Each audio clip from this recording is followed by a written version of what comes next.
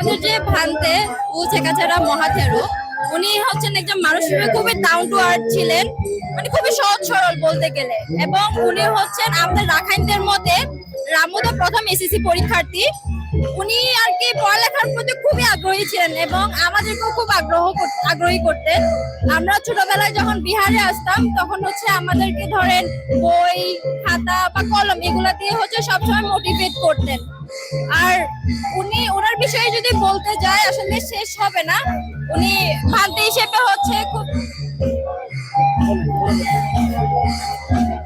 এখন যদি ওনার বিষয়ে বলতে যাই আসলে শেষ হবে না। মানে একজন জেনুইন ভান্তে কিরকম হওয়া উচিত ঠিক উনি ওরকমই। এখন দেখা যাচ্ছে যে মানে আজকালকার যে ভান্তে গুলা ওনার সাথে কম্পেয়ার করা একদমই ইম্পসিবল, কারণ উনি হচ্ছেন টাকা ছুঁইতেন না বলতে হচ্ছে উনি নিজের কাছে টাকা রাখতেন না এবং উনি পায়ে জুতা পরতেন না। যে জায়গায় যান না কেন জুতা সবসময় খালি পায়ে চাইতেন আর কি।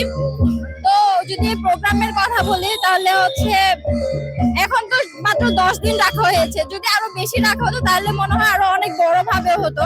এখনো দেখতে পাচ্ছেন অনেক বড় ভাবে আয়োজন করা হয়েছে, কিন্তু ভান্তে চাননি কখনো যে ওনার জন্য অনেক বড় আয়োজন হোক। উনি চেয়েছেন যে আমাকে 7 দিনের মধ্যেই দাহ করা হোক বা অন্ত্যেষ্টিক্রিয়া করা হোক।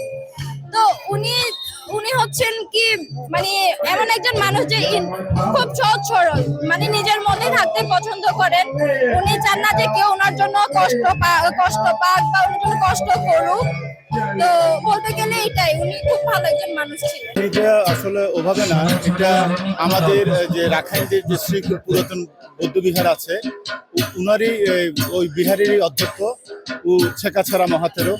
আপনারা হয়তো জানেন উনি কিন্তু 102 বছর অতিক্রম করেছেন এবং আমাদের শতবর্ষী একজন ভিক্ষু। আমাদের বৌদ্ধ ধর্মের যে ভিক্ষুগুলো আছে উনাদের মধ্যে উনি অন্যতম।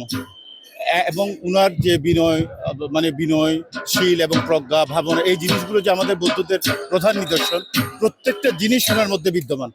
সেই হিসেবে উনি আমাদের কাছে অত্যন্ত শ্রদ্ধার এবং রামুনা পুরো বাংলাদেশের বৌদ্ধদের কাছে উনি অত্যন্ত শ্রদ্ধার। এই উপলক্ষে কিন্তু আমাদের 2 দিন ব্যাপী অনুষ্ঠান, আজকে শেষকৃত্য অনুষ্ঠান ওনার।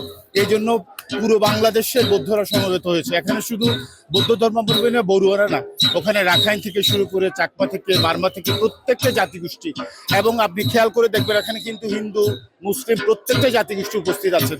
এটা একটা সর্বধর্মীয় একটা মিলন মেলা হয়েছে। আজকে উত্তর শ্রীকুল পুরাতন বিহার অধ্যক্ষের আজকে অন্ত্যেষ্টিক্রিয়া উপলক্ষে এই সুন্দর অনুষ্ঠানে আমি সবাইকে শুভেচ্ছা জানাচ্ছি। আমি এই এলাকারই মেয়ে। আমি ছোট কাল থেকে ভান্তেকে দেখেছি। ভান্তে ছিলেন একজন অমায়িক, যা একেবারে বলতে গেলে মহাপুরুষ। এই যুগে যুগে মহাপুরুষের কোনো মৃত্যু নেই, উনাদের কর্মই বেঁচে থাকবে আমাদের সমাজে। আমরা ওনাদের দেখিয়ে দেওয়া পথে সবাইকে চলার জন্য আহ্বান জানাবো, কারণ এই মহাপুরুষরা আমাদেরকে ভালো দিক নির্দেশনা দিয়েছেন। আমাদের সমাজে আমরা যদি এগুলো অনুসরণ করি, আমাদের সমাজে যে হানাহানি এগুলো থাকবে না। আমরা সবাই এই হানাহানি থেকে ভান্তের যে শিক্ষা দিয়েছে সেই শিক্ষা নিয়ে সমাজকে এগিয়ে নিয়ে যাব এই আশা রাখি।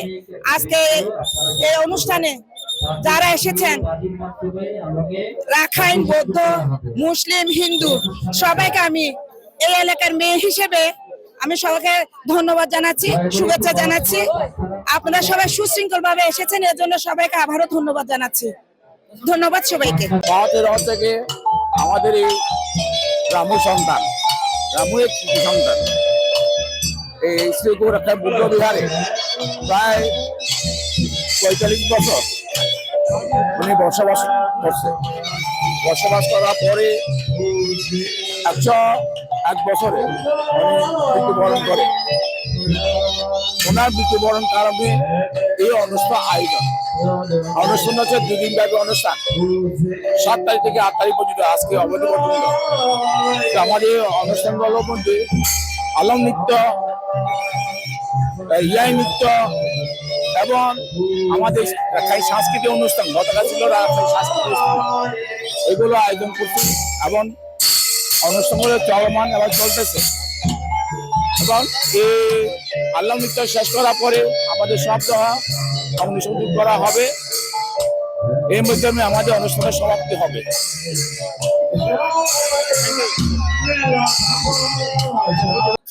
বৌদ্ধ ভিক্ষুরা হচ্ছে ত্যাগের প্রতীক।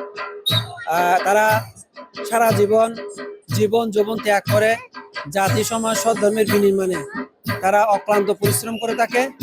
এবং বৌদ্ধ ভিক্ষুরা হচ্ছে আবাল্য ব্রহ্মচারী, যারা সংসারের যাবতীয় দূষিত কর্ম থেকে তারা বিমুক্ত রাখে নিজেকে। শীল সমাধি প্রজ্ঞা ধর্ম তারা অনুশীলন করে তারা সারা জীবনটি আজীবন ব্রহ্মচারী হিসেবে তারা কাটিয়ে দেয়। তো সেক্ষেত্রে একজন সাধারণ মানুষের সাথে বৌদ্ধ ভিক্ষুদের জীবন হচ্ছে সম্পূর্ণ আলাদা। তাই বৌদ্ধ যারা পূজারীরা যারা আছেন তারা মনে করেন বৌদ্ধ ভিক্ষুদের এমন ত্যাগের পরাকাষ্ঠা দেখাতে তারা বম্বিতভাবে অন্যান্য ধর্মগুরুর সাথে আলাদাভাবে তারা বৌদ্ধ ধর্মীয় গুরুদেরকে তারা সর্বোচ্চ সম্মান তারা কিন্তু পেয়ে থাকে। এটা হচ্ছে বৌদ্ধ ভিক্ষুদের ত্যাগের মহিমা। তো সেই কারণে আমাদের যারা বৌদ্ধ ভিক্ষুরা যারা মারা যাওয়ার পরে তাদেরকে এইভাবে সম্মান দিয়ে তাদেরকে অন্ত্যেষ্টিক্রিয়া সম্পন্ন করে থাকেন। আসলে এটা কোনো তৃষ্ণাপূর্বক বিনোদনের আনন্দ নয়। এটা আমরা যদি মনে করি এটা একটা বিনোদনের আনন্দ, এটা কিন্তু বিনোদনের কিন্তু আনন্দ নয়। এটা বৌদ্ধ ধর্ম দর্শনের সাথে এটা কি মানে সম্পৃক্ত। কেননা এখানে অন্য কোনো মানে খারাপ এখানে গান বাজনা কিন্তু এখানে হচ্ছে না। অর্থাৎ আমরা যে অনিত্য দুঃখ অনাত্মা যে আমরা চর্চা করি, সেই অনিত্য দুঃখ অনাত্মা দর্শনের সাথে সম্পৃক্ত রেখে এখানে কিন্তু আলোক নৃত্য করা হচ্ছে। এখানে কিন্তু অন্যান্য নাচ গানের মতো এখানে কিন্তু আলোক নৃত্য করা হচ্ছে না।